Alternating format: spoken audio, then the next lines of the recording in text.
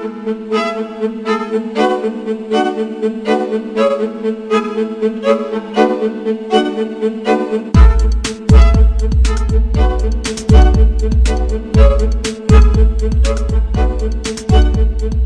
me tell you about Codex Alimentarius.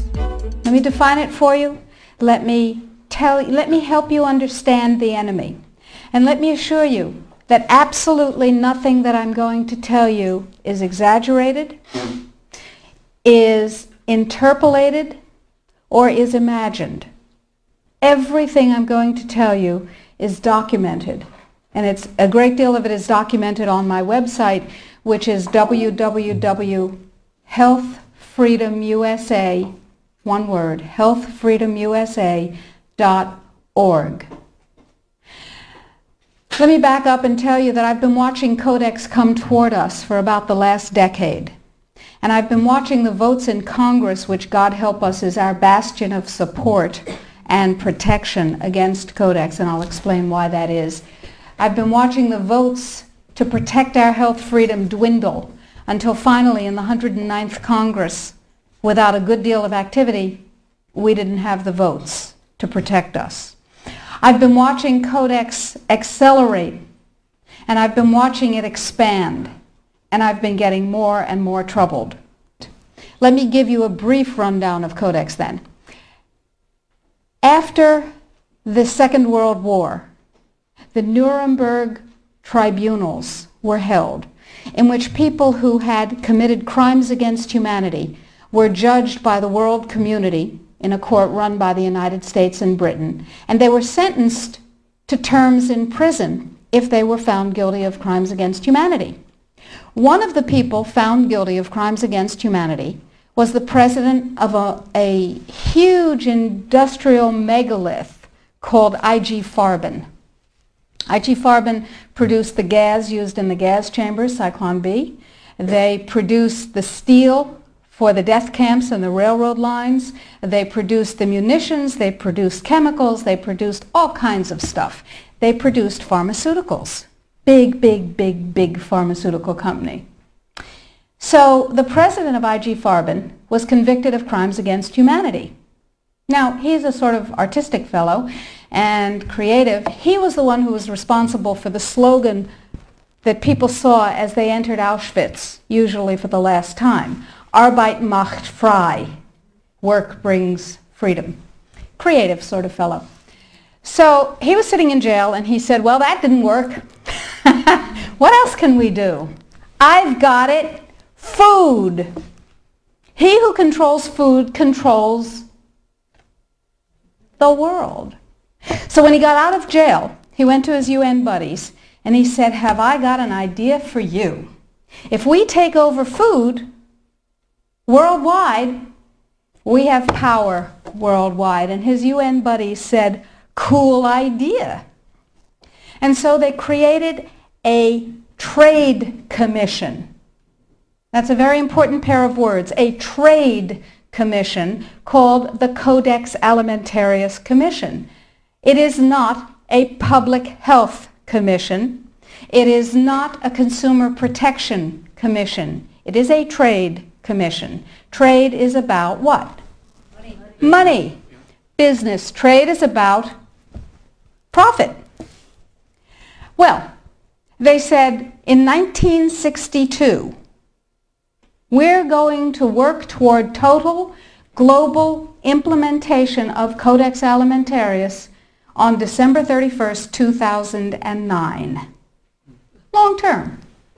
And they set up a bunch of committees on fish and fishery, fats and oil, fruits and vegetables, ground nuts, nutrition and foods for special dietary uses, and so on. There are currently about 27 Codex Committee. There are regional organizations. There are task forces and so on. So it's a huge bureaucratic monstrosity. It's immense.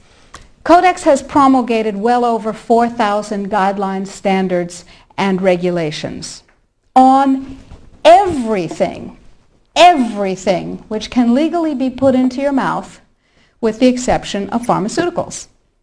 They are not part of Codex. Important. Now, Codex standards have no legal weight whatsoever. Zero. So who cares about them? They're just standards. So we're talking about an industry-dominated, regulation-setting organization, but if it has no legal standing, who cares, right?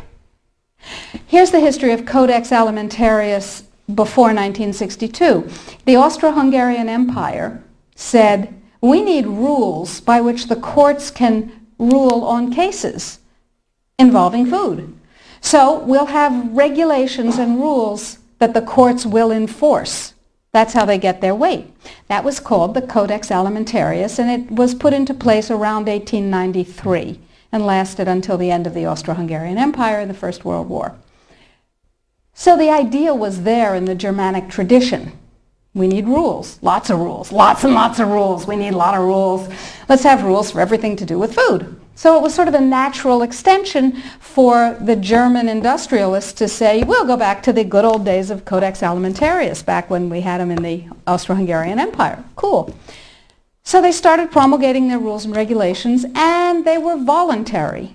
They were sort of guidelines. Now, Codex Alimentarius Commission is administered by the World Health Organization, WHO, and the FAO, the Food and Agriculture Organization. They fund Codex and they run it at the request of the UN. So they're mommy and daddy to Codex Alimentarius.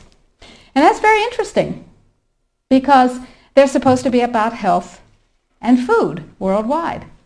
Some conflicts of interest that we'll talk about.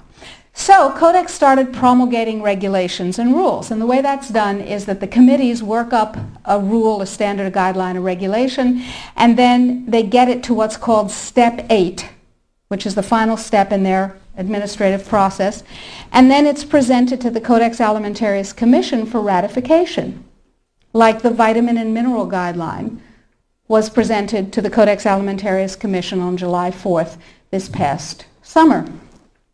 It was ratified, it was approved by consensus, and it is now, despite the propaganda that you're going to hear, if you ever hear about it in the media, it is now mandatory upon any member country of the WTO, the World Trade Organization. Well, what in the world do they have to do with it? And the answer is everything. The World Trade Organization, you see, accepted Codex when the World Trade Organization was formed in 1994. Okay? They said, well, how are we going to decide trade disputes around food